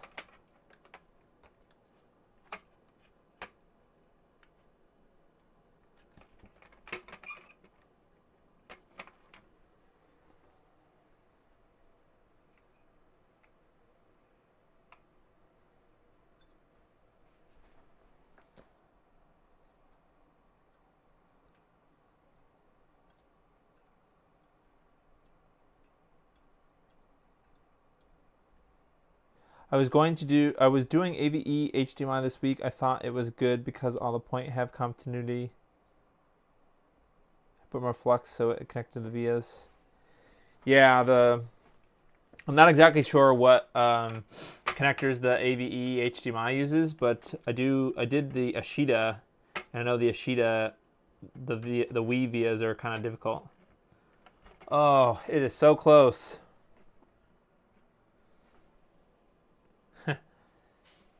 All right, I'll have to push out some. I might finish this offline. I do need to push those stupid things back over. I'm gonna try to source those connectors because I know somebody in my chat mentioned that they did find a source for them. So I'm gonna make this right. This is not right. I do have to fix the.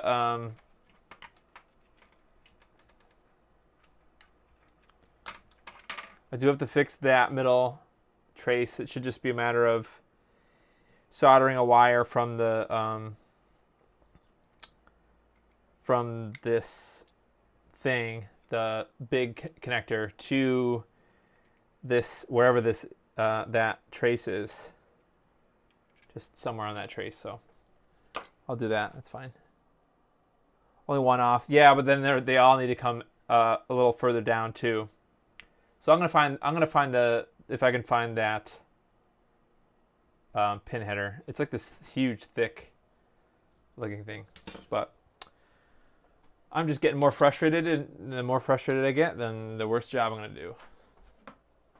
Well, I guess I could talk for a minute before I sign off. I could talk for a minute about Analog Pocket again. Let me just see. Okay. Oops. Yeah. So sorry guys. I know this is a disappointing stream. Not just the stuff with Gem. I hope that was informational. If you're struggling to understand the OSD or the test thing, so go back and watch the beginning of this if you didn't, if you missed that. And we'll get the NES working. I have to get more of those pin headers. Yeah, so I've been using the Analog Pocket pretty much for basically every day since I got it. I just wanted to, well, okay, I recently got back into playing original Pokemon. I guess I played Pokemon Blue and Gold when I was younger. So I want to try to like play through all the Pokemons, or at least until I get bored, but from the beginning. So like Gen 1, Gen 2. You warned not to watch. Yes, that's right. That's funny. I have pretty much all the, well, somebody mentioned, I can't remember who it was, but last week on Sunday, whatever the heck the last one was, somebody mentioned, I'm trying to see if their name, I don't know if their name, somebody mentioned that there's like an updater script that's kind of like an update all with Mister, so you can get all the OpenFPGA cores. And I probably shouldn't mention this, but it has all the BIOS files and stuff that you need. So you just run that, and it adds all the things that you need to get the OpenFPGA cores working. Because that's a really, even if you wanted to do it legit, which is like in theory you should be able to find, you have to go find your own BIOS files for all the consoles that you want to have the cores for. It didn't make it easy. It doesn't make it easy to know where all that stuff goes. So I just use the updater scripts just so I can get started. Thanks, Belmont. I appreciate it. So I've only been playing really the Game Boy core, or the Game Boy Color core. One of them, anyway. So I was wrong. Some of the cores OpenFPGA cores do support the sleep-wake. However, we're going to see if it works. So this should take me to the game, Pokemon Blue. Oh, it worked fine. Before, sometimes it would take me to the beginning. So basically, for Pokemon, you shouldn't sleep-wake unless you save it, because otherwise you might risk losing progress, because it'll just restart back to the menu of the game. So as you guys saw, it did wake to this, and then when you press sleep, actually, I don't know what's going to happen. I've already saved, but I just want to see what happens.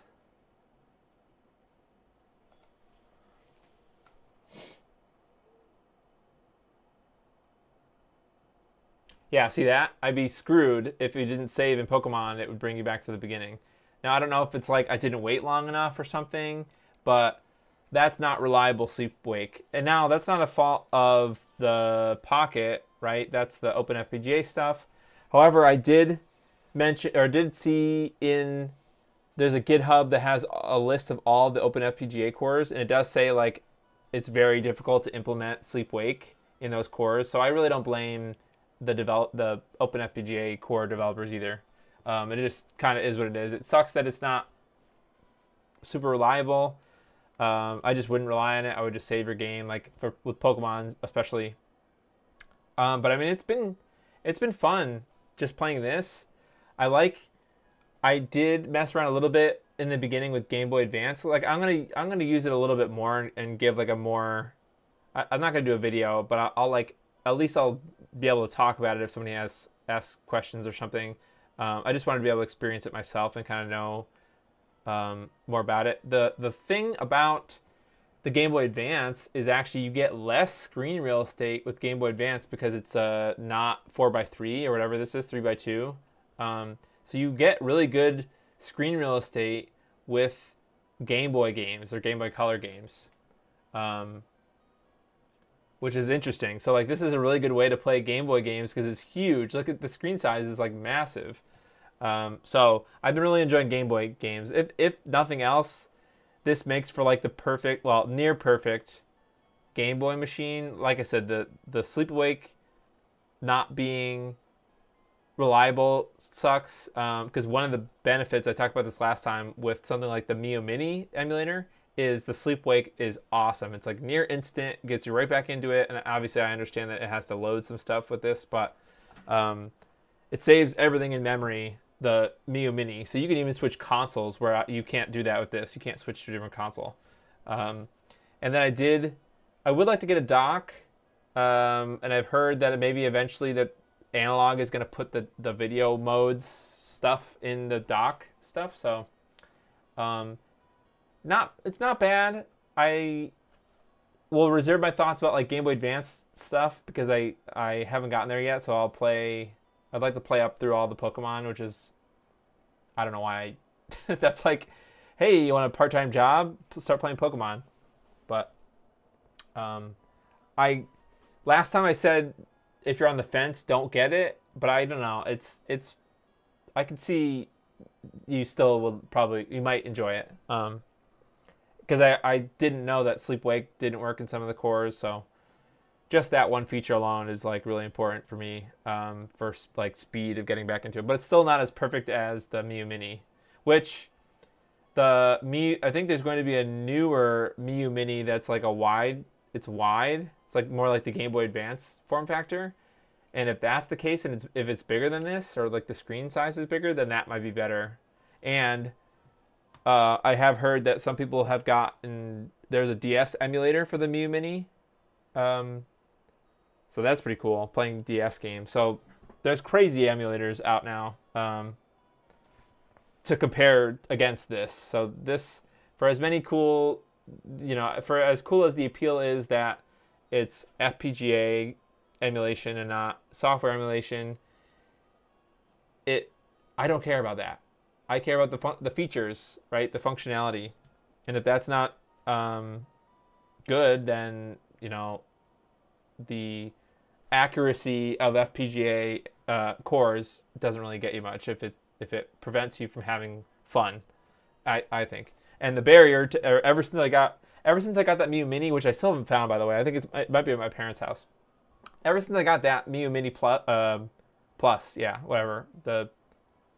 Mio Mini Plus, I think it's called, yeah.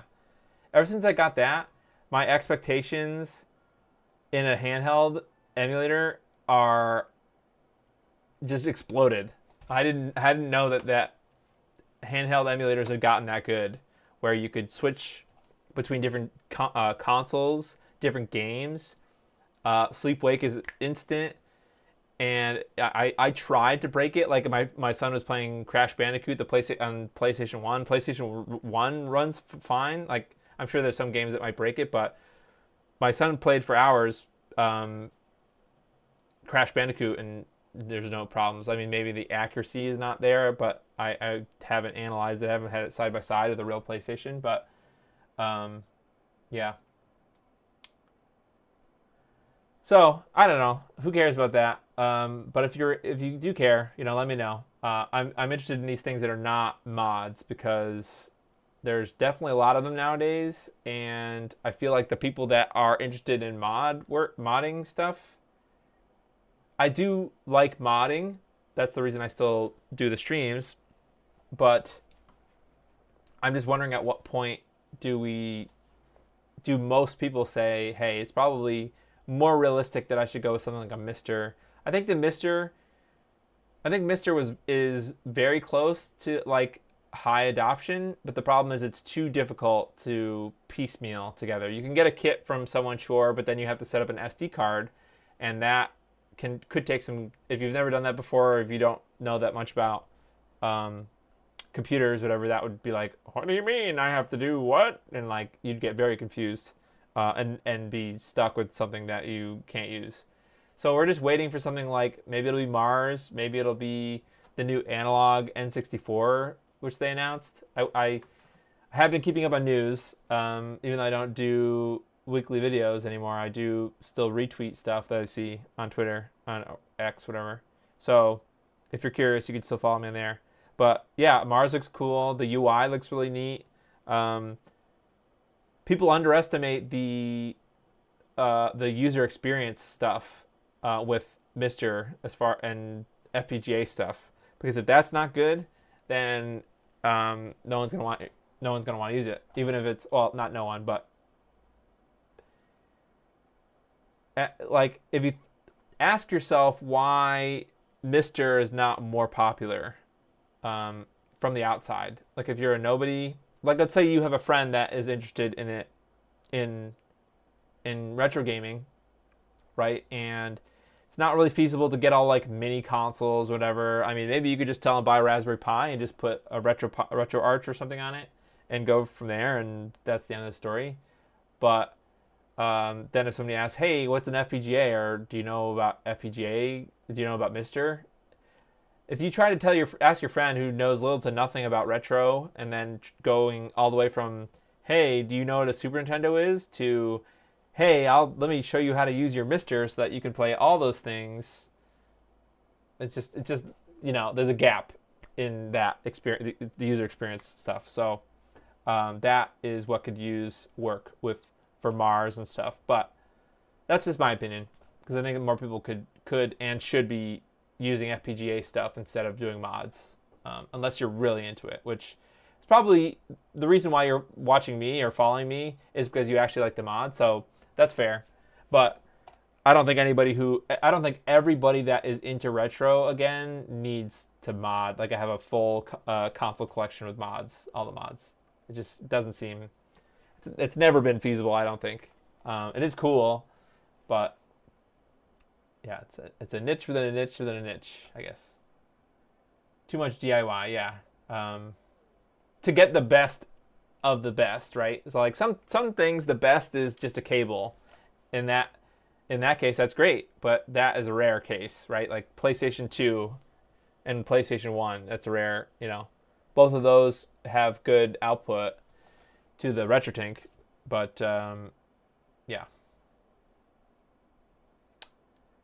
90% of the items sold at retro swap meets are the actual games, and Mister does nothing for those folks. Yeah, that's another side note, is physical media.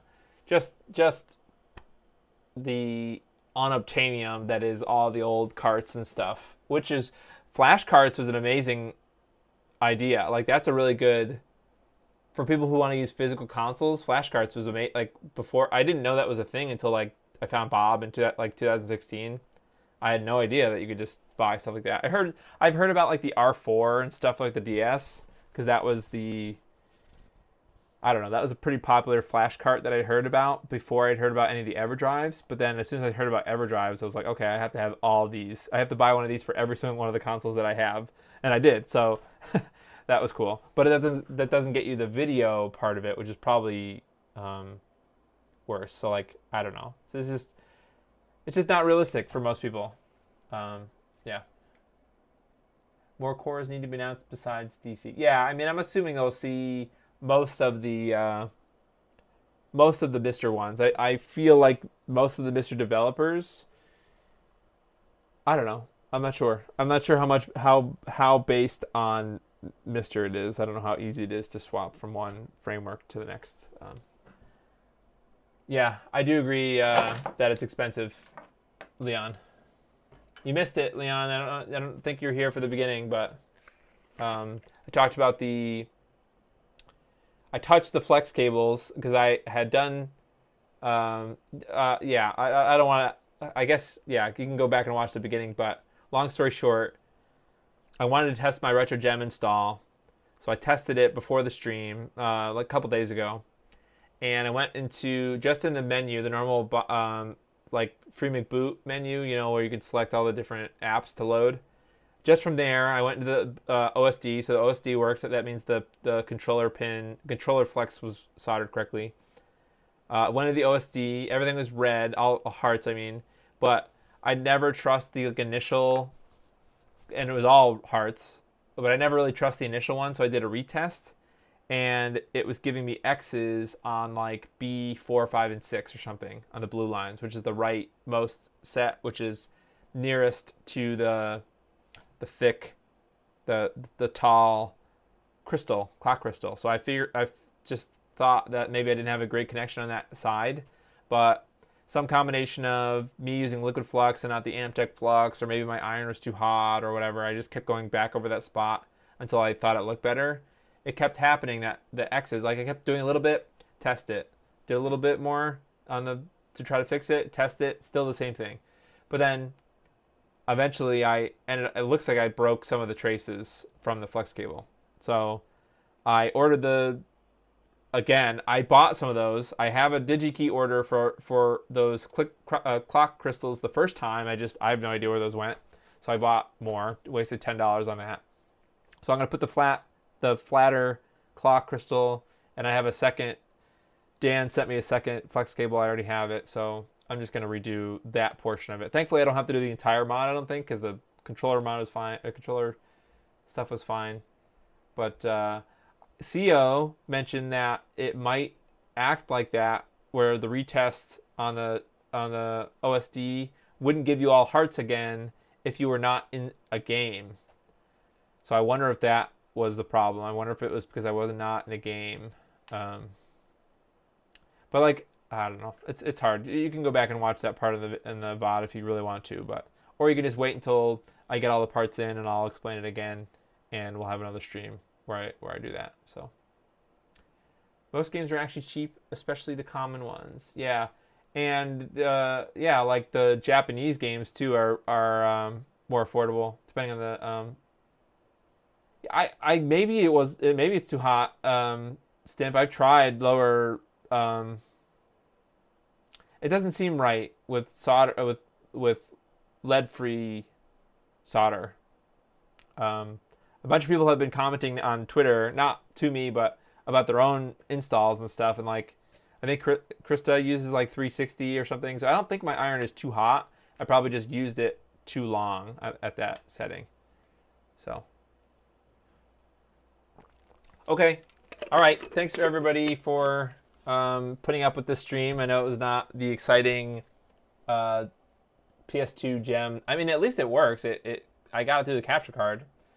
And the OSD works. It's just not, the tests are not passing. So that's just, we're close. I just want to be done with this. I don't even care about the PlayStation at this point. I just want it to be done. So okay. All right. I guess it will be Sunday. We'll try to finish it. Well, actually, it'll be whenever I get the parts in the clock crystal. So they still haven't shipped my order yet from DigiKey, but they did give me a shipping thing. If we don't finish it, if I don't get the parts by Sunday, then I don't know what's next. What do you guys want to see? Maybe I'll put a poll because I do have the Loopy 3DS capture rod. I do have the bucket mouse pocket color. We could populate that board and do like that'll have to be like a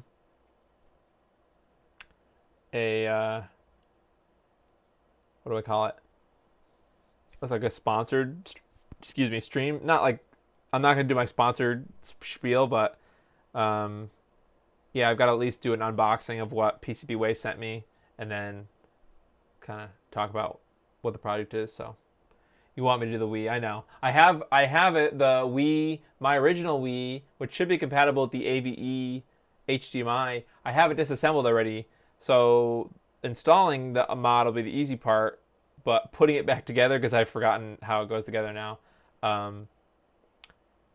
Yeah, the colors look off for sure. Yeah, the colors look off. So I'll do a poll. It sounds like I have a lot of options, and I'll put a poll both on YouTube community page and Twitter. So Do I want to take Saru for a spin? That's just the cart part, right? You mean like you're gonna send me one? Yeah, if you want to send me one that's ready to go, or if it's like a kit that I need to populate or something, sure, that's fine. Is Saru compatible with a? Well, what do I need for that? It goes in the cartridge slot. That goes in the cartridge slot, right? Saru, Project Stellar. I talked about Stellar already. I do have an older a couple live streams ago. I talked about Project Stellar. That was the first one I live streamed. So I didn't do the mod itself, but it's the act of installing it is similar to the other videos that I have covering the 1.6 Xbox HD. I can walk you through the Wii assembly. I know by heart. Okay. Well, then I'm gonna have to schedule some time with you. I could just follow the iFixit guide, I think, but I also have one of those new clear or one of those cheap Chinese clear shells, so that makes it a little easier because I can just put all of the new stuff in there. But yeah, reach out to me, CO. I don't know what you're talking about with Saru, but I guess I'm interested. Everything. Give me all the mods, and we'll figure out. I'll figure out if I need to buy another stuff. I found Saru works fine with Ria Saturn. I couldn't get Saru to run with Mode Saturn. Satiator and Saru would result in black screen. So I have a Fenrir on my Saturn. Loan it for a month. Well, what's your end goal? Just message me on Twitter, CO. We'll hash it out. Because I don't know. If it's all the cart is neat and you want me to just to test it, or if the cart is all set and you want me to test it with my Fenrir, I could do that. I also have the 21 pin, the Saturn switcher, which we have to do. So that means I can still use Saturn. I should be able to use Saturn discs or SD card. So, but I still have to install that. It's not a solder thing. I don't think it's just me putting it in there. So, but yeah, let me know, CO. I'll talk about that. Okay, I've been blabbering too much. Goodbye, everybody. Thanks, and yeah.